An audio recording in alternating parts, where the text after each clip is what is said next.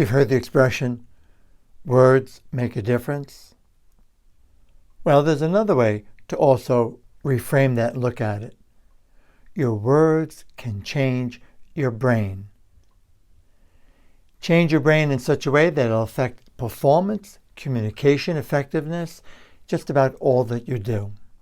That's our topic in this video that we want to take a look at. So have you noticed that at times when we're stressed, feeling angry or upset, we tend to what? React. Part of the human experience, isn't it? And maybe we say things we wish we hadn't said. We make decisions that prove not to help us. So the key is, the goal, our intention is to respond, to navigate life with grace and ease so that we're less reactive, that knee-jerk, animal-like, and more responding. I know it's not easy, especially nowadays, but it can be done when you have the skills and you use those skills that you have. So this perhaps is not really new to you, but are you actually applying it? So let's take a look at what I mean by your words can make a difference. Words can change your brain. There's a whole ton of research. And quick little shout out. A friend of mine who's also my neuroscience coach and mentor from time to time, Mark Robert Waldman. He works with Dr. Andrew Newberg, the neuroscientist, and they have done thousands and thousands of brain scans. And they've got actually a best-selling book called Words Can Change Your Brain. It's excellent if you really want to go deep into it and understand this more. So let's take a look at some of the words that I'm talking about. Do you ever find yourself saying, well, I'm just venting, and you're my friend? Well, I find, and perhaps you have too, that there's a difference between venting, releasing, acknowledging a challenge, a worry, a concern, and ruminating over it. So our intention is we want to, yes, acknowledge challenges, acknowledge problems, but once we do, we don't want to make it any worse than it is. Agreed? And if we ruminate on it, worry about it, we're adding more fuel to the fire. Because whatever we give attention to, we give energy to. And whatever you give energy to will grow and multiply. That's a principle that's been around for quite some time. We know it, we understand it, we live by that. So anger, in many ways, just makes more anger. It's a fine line, a slippery slope, as some would say, that we need to be really careful about. And that's what I'm hoping that I can share with you, because usually I have 4 full days, 9 in the morning to 7 at night, in the immersion event of the Silva Life and Intuition System. It's a very practical program, very skills-based. 60% of our time is spent applying it, practicing with dynamic meditation tools and techniques that we then take into our lives. So if we just take a look at some of the aspects of it, think about it for a moment. We know that the point of power, psychologically speaking, is our perception, our perspective, the way we look at things, the way we digest, interpret life's events, the value we place on them. And that's part of it, and that will influence the words. So often when you're listening in communications to the way someone's speaking, the words they choose to describe their life, to describe their day, says a lot about what's going on internally. And I remind you of a common principle that's evidence-based, is that your brain takes things literally in these innermost dimensions, this so-called inner conscious, so-called subconscious state. So you got to really be careful. So if you find yourself saying, I'm broke. You're internalizing that, you're adding energy. Inadvertently, you're mentally rehearsing what you don't want. I'm having difficulty with money. I'm a little temporarily short of cash. I could use more. Tell the truth and tell it in a way that doesn't potentially make it worse. I can't say this often enough. I've lived through it myself. The words we choose, the inner dialogue, and the way we talk to ourselves as we experience life events, and the way we interact with people, the words we choose, will most definitely affect the outcome. We find there's I just can't relax. I just can't do that. I don't have enough time in the day. It's killing me. Oh, this is going to be a horrible day. Oh, this is going to be tough. Oh my God, here she comes. Oh, this is going to be tough. What does he want or she want? I don't mean to minimize it. I know that some people are very challenging, and life is beautiful and sometimes very challenging. Yes, let's not make it worse than it is. And I can tell you, as somebody who has lived through this for 51 years, teaching these principles, practicing these principles with the Silva Method, it makes a huge difference in how you feel, in your health, in your well-being, in your performance, and your communications. We'd all like to be a bit more compassionate, a bit more understanding, a bit more present with our family and friends and loved ones, and perhaps even get more done in less time. So what I'm encouraging you to do is to be more mindful of the way you speak and the perception you have, the value, the way you interpret your life's events. I know it seems like common sense and it's an age-old principle in the field of personal development, but that doesn't mean you're actually practicing it, does it? There are a lot of well-meaning, well-intending people, very spiritually oriented, and if you listen to the way they frame things, it can be rather negative. Words make a difference. Words can change your brain. So we need to be mindful and begin to look at it. So yes, acknowledge what you're feeling, just don't make it any worse than it is. So what are some principles, some takeaway type principles that you begin to apply immediately? One is the obvious that everybody's mentioning these days, which goes back thousands of years ago. Breathe, right? Breathe, the word, comes from the Greeks, means life force, energy. Slow, deep belly breathing is a natural antidote to distress. So when we're feeling anxious, I'm so anxious, oh, I'm so worried, oh my God, this is going to be terrible, what we don't realize is where words make a difference. That's how we're firing and wiring our brain. And if you do that often enough, you'll create the pattern by default of reacting and overreacting. And then more stress begets more stress. And we cause more stress hormone, I can't even say it, to come into the body, and we become reactive rather than responsive. And that's really the key.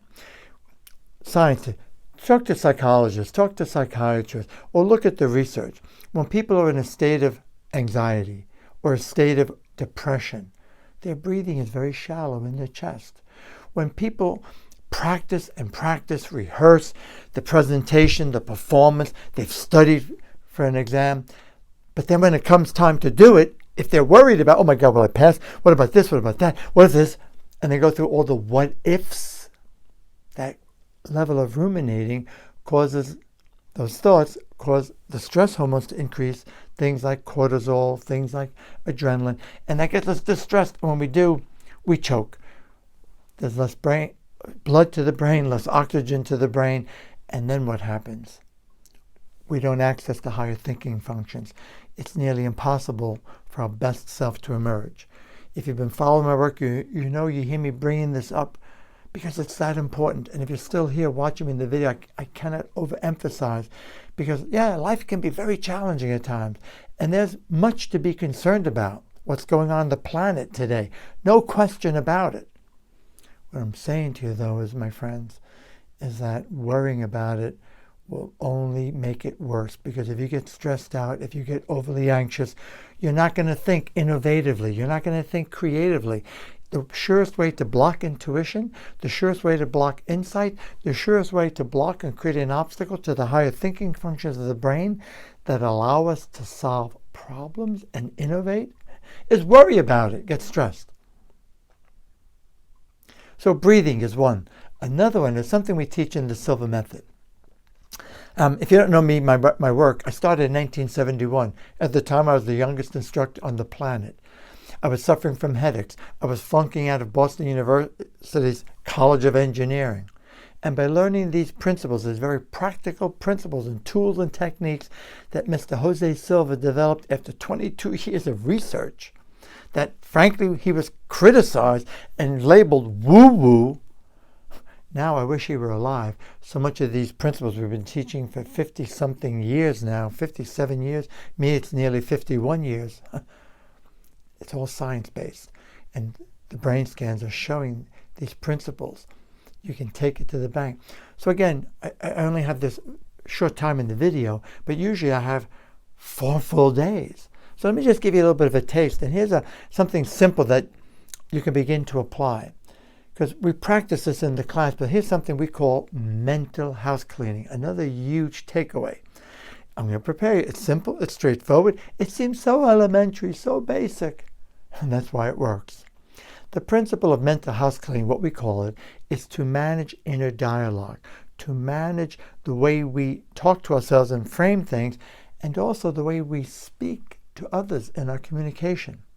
Your communication can affect whether people trust you or not, whether they listen or not, whether they pay attention or not. It's so vitally important. So mental house cleaning employs what's called in psychology a pattern interrupter. So many of us have patterns because they've been fired and wired repeatedly, day after day, year after year, decade after decade, and depending how much it's been reinforced will depend on how much time you will need to change the pattern. It's not a quick fix. You may need anywhere from minimum 30 days to 6 months to rewire the brain to create these new, more positive patterns. And I'm not talking about hours a day, as little as 5 to 15 minutes a day. But it's important. So here's something I invite you to do on a daily basis. Be mindful of the way you speak, the way you talk to people, the language. Listen to people, how they say it, and how you feel when you hear these words. I mean, if you catch yourself worrying about something excessively, if you catch yourself saying that I can't do this, or this is killing me, or I hate this, or I'll never be able to do that, I could never do what he's doing, oh my God, I'm not good enough. It's a crazy sounding expression. You ready for this? If you don't know it, I'm preparing. Here we go. You ready? Here it comes. You say to yourself mentally, internally, cancel, cancel. Say it with me. Cancel, cancel. Say it again. Cancel, cancel. One more time. Cancel, cancel. Come on, doesn't that sound ridiculous? I've been teaching this for nearly 51 years, and I think it's ridiculous. Really? Who talks like that? You internalize it. That's why it works. It's a pattern interrupter. It's so odd. It's so crazy sounding. It's like a big red flag. It's like a kick in the butt. And I've heard some thought leaders say, just say no or stop. Doesn't work nearly as well.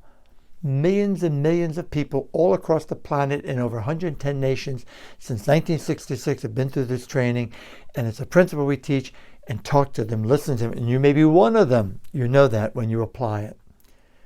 Then, so first, let me say this a little differently. Be careful. If there's some genuine emotion coming up for whatever reason, of feelings of upset, pay attention. You don't want to be just dismissive of them. Pay attention, know where they're coming from. Understand your feelings. If it's overwhelming, seek help. Seek a counselor, seek a coach, seek a therapist, seek a clinical psychologist. Do seek the help. Once you do that, the cancel stops it. Jerk reaction. Then you need to substitute. So instead of saying, I hate this, you could say, I dislike it intensely. Instead of saying, oh my God, this job is killing me. It's going to give me a heart attack. This job is very challenging. This task is very challenging. Instead of saying, oh, this is frustrating me. This is making me nuts and crazy. Instead of saying that when you're feeling frustrated, it's a true feeling. You're being honest. Oh, this is difficult. This is causing me unease. This is causing me stress. I know. But it makes a difference. Your words can change your brain. Fact. This is way beyond semantics. Look at the research. So then reframe. You lessen it, is what I'm saying. If you're looking at someone that you admire, say, oh, I could never do that. What you're saying is, I'm not good enough. Cancel. I lack the skills. I have yet to learn to do that. Now that's being honest and truthful. Instead of saying, I can't do it, that just closes the door. I'm having difficulty. I have yet to learn. I need more practice, which is what it amounts to. Any level of mastery requires patience, time, and practice. And if you're serious about your skill, if you're serious about your art, if you're serious about your craft, if you're serious about your work or your relationships, to improve, it takes knowledge, skills, and applying those skills. So you've got an immersion of ideas, an immersion of training. That's why we call it the immersion experience of Silva Life and Intuition System. Then you need repetition to make it permanent. And the more you repeat it, eventually go on autopilot, automatic, and you just live that way. It does take some time to get there. And then it becomes a habit. It becomes, you implement it, you live it, and that leads to ultimately to mastery with that. So remember that, the cancel.